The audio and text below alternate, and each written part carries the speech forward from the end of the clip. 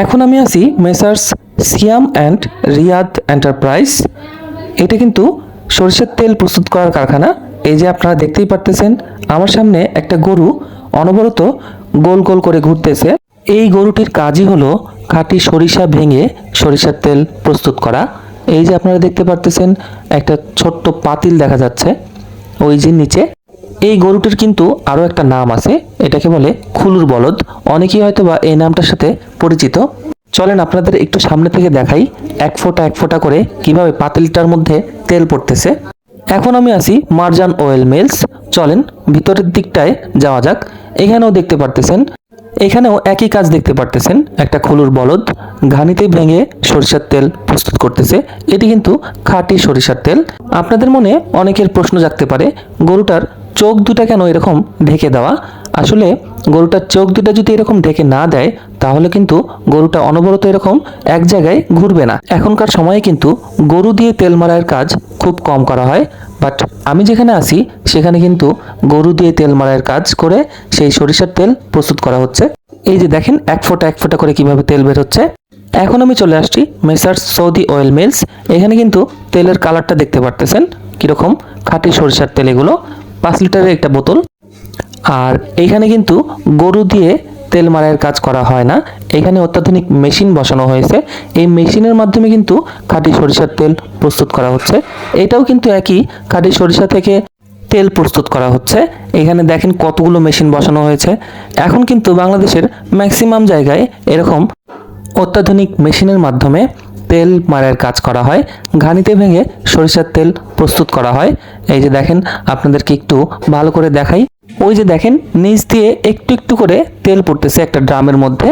এখন আমি আসি ইলিম অয়েল মিলস। এটা কিন্তু সাভার নামাবাজারের সব থেকে পুরনো অয়েল মিলস। এই সাভার নামাবাজারে আসলে কিন্তু আপনারা সব থেকে খাঁটি সরিষার তেল পেয়ে যাবেন। আর এখনও কিন্তু এখানে গরু দিয়েও তেল মারাইয়ের কাজ করা হয় ও মেশিনের মাধ্যমেও তেল মারাইয়ের কাজ করা হয়।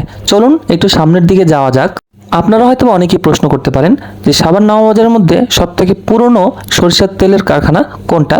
এটাই হচ্ছে সাভারের সবথেকে পুরনো অয়েল মিলস।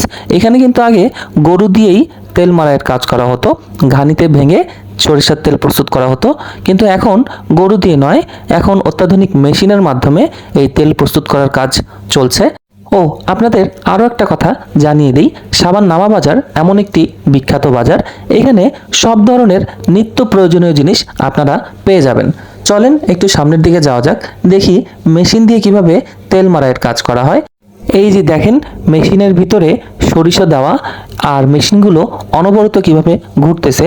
ঘানিতে ভেঙে সরিষার তেল এভাবেও প্রস্তুত করা হয়। এখানে কিন্তু এক এক জায়গায় এক এক রকম তেলের কালার, আবার দামেও কম বেশি আছে। আপনারা আসলে এখানে দরদাম করে আপনাদের সুবিধা মতো আপনারা যেখানে ভালো লাগে সেখান থেকে তেল ক্রয় করতে পারবেন। এই যে দেখেন এখানে ছোট্ট বালতি দেওয়া, বালতির মধ্যে কিভাবে আস্তে আস্তে করে তেল পড়তেছে। এখানে অনেক দারুণ একটা জিনিস আপনাদের সাথে শেয়ার করি। এখানে দেখতে পারতেছেন অনেকগুলো ট্যাপ কল। এইগুলোই বিশ্বের এমন ট্যাপ কল যেখানে অন করলে পানির বোতলে তেল বের হবে। আপনারা চাইলে এই ট্যাপ কল থেকেও তেল সংগ্রহ করতে পারবেন, কোনো সমস্যা নাই। আপনারা সাভার নামাবাজার আসলে সরষের তেল প্রস্তুতকারক অনেক কারখানা পেয়ে যাবেন।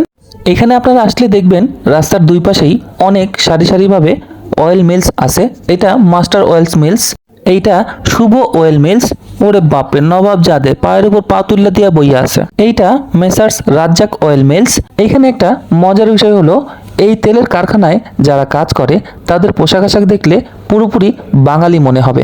এই যে দেখেন কত সুন্দর ড্রেস পরে তারা কাজ করতেছে। আজকে এই পর্যন্তই। আমার ভিডিও যদি আপনাদের কাছে ভালো লেগে থাকে তাহলে অবশ্যই আমার চ্যানেলটি সাবস্ক্রাইব করে বেল আইকনে ক্লিক করে আমার সাথেই থাকুন। আর নতুন নতুন ভিডিও দেখতে বেশি বেশি কমেন্ট করুন। সবাই ভালো থাকবেন, সুস্থ থাকবেন। আল্লাহ হাফেজ।